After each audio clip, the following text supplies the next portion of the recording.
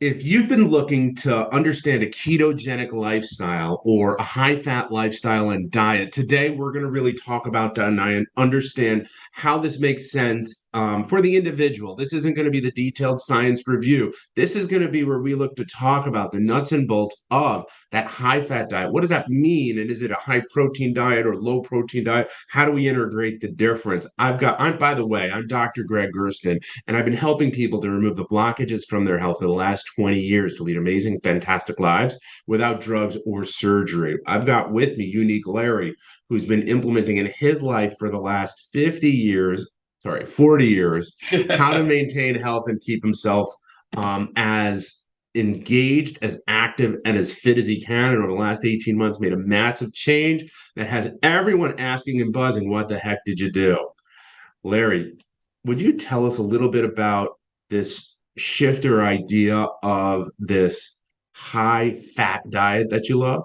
Yes, and it's called and I don't want to call it a diet. That's what everybody, because to me a diet, and I've been on them, and all your listeners, everybody's been on a diet. To me, diet means temporary weight loss program. Temporary. Okay, this is not what I've done them. It doesn't work because you always go back to where you were. Okay, so I decided a couple of years ago, because I've been on a keto diet, I've been on weight loss, I've been on all of them, and they don't work in the long term. And I want long term and long term health. So I decided I'm going to read up on a ketogenic lifestyle, meaning I'm going to change the way that I'm going to do things, and I'm not going to go back to what I did before. I'm tired of that yo-yo. So, and years ago, they used to have the protein diet. They've had the low carbohydrate, the high carbohydrate. They've had everything. This is actually a ketogenic lifestyle is a high fat, medium protein, low carbohydrate program. That's what it is. And when I say, and when people hear fats, they get all crazy. Oh, my fats are no good for you. Well, the right fats are good for you. And we used to think that meat and butter and all that was clogging the arteries. And the studies have shown completely that's not the case. As long as you eliminate the carbohydrates, the rices, the potatoes, the pasta, the juice, the high sugared fruits, they cannot be part of your program anymore. They just can't. So when you're talking about high fats, for instance, in the morning, if you want bacon and eggs, we have high fats. And you can make the eggs and butter. Now you're getting protein from the eggs, you're getting fat from the eggs. You're getting protein from the bacon, you're getting fat. So you have a high amount of fat in there. Okay, that's what you want. Now, some people do this program and they get lean meats and all that. I've tried that, and what I have found is you're hungry. It's not going to satisfy. You're going to need. You're looking for that sugar. You're looking for that carbohydrate because the fat is the thing that's going to keep that hunger down for you, and the blood sugar level is going to be even. You're not going to have ups and downs.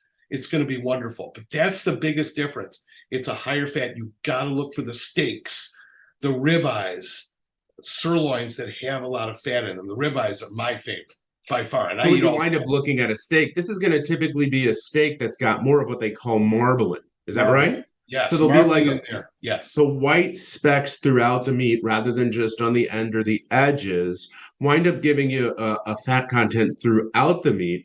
And that fat provides you with a significant amount of filling. And as your body goes through the process of having more of this higher fat, medium protein, and lower no carbs, your body actually goes through a metabolic shift. And this is a Oh big yeah. trend right now to talk about Oh yeah. fat burning metabolic shifts. And when we wind up burning fat, the energy that's produced off of it provides a lot longer energy, many more increments of energy versus carbohydrate that burns real quickly and has got a short-term energy. That's why you see the spikes in Right. the blood sugar management. In looking for these fats, are there any like fats that would be bad to wind up running into and that you should try to avoid? Yeah, your vegetable oils. Other than olive oil, your vegetable canola oil. Everybody uses Pam to put no. That's canola oil. That's horrible. I mean, I used to, when I was in the health food business, I used to sell that stuff. I thought it was great. The research has shown sunflower, safflower, all that, no good in the body, especially when you heat it. But olive oil, but I use very little. If I use it, I don't use it to cook. I just use it as a topping, maybe on my salad or my vegetables or something like that. But butter, use the butter. First of all, who doesn't love butter? I It's mean, pretty outstanding. everybody loves it. And it's been demonized over the last 30, 40 years, but lately it's not. But you want to stay away from the margarines, the fake stuff. That's the killer. That's the stuff they know. When's the last time you saw a margarine commercial? You haven't seen them in 20 years because they realized this was causing the problems.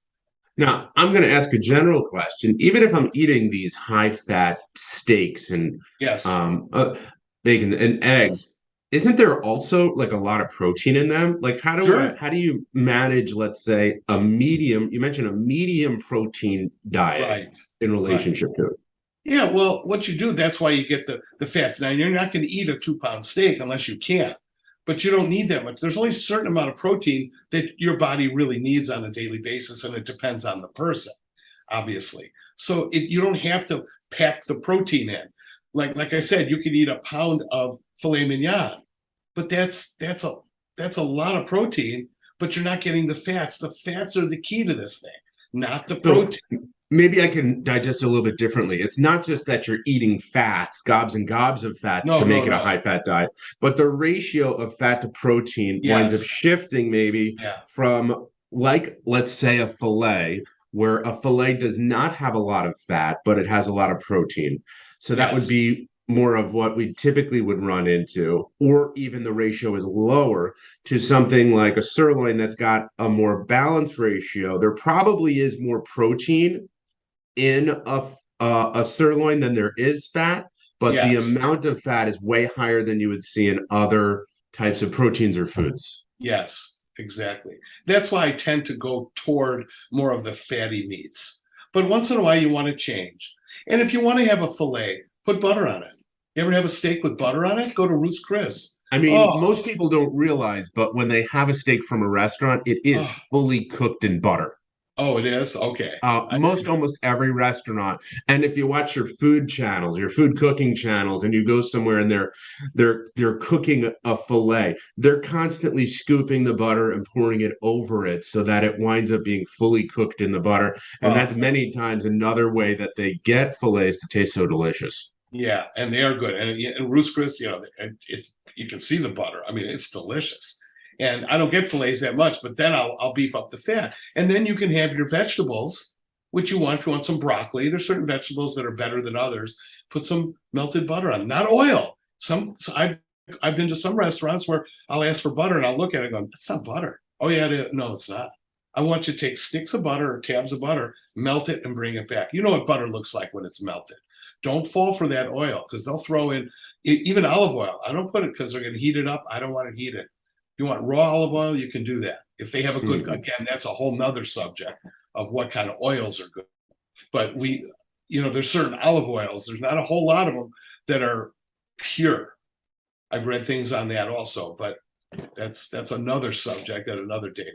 I stay away from pretty much all the oils. I've read too much on what that does Yeah, to your well, that's another topic, and we'll cover that on yeah. another one of our videos. So stay tuned. But if you've got more questions or want a better understanding of this high fat, medium protein, low carbohydrate diet, go ahead and write them down below. If you're wondering about a community to maintain and help you to stay on focus, Unique Larry and I are working on developing that out. Go ahead and write down below, I want in. If you want to be a part of our community where we connect probably virtually to wind up working through these steps, make it easier for you, give you a community and wind up helping out so that more people can live a healthy life. Once again, Larry, thank you for joining me. Thank you. Thank you. And for all of our listeners and viewers out there, thank you for letting me be a part of your health.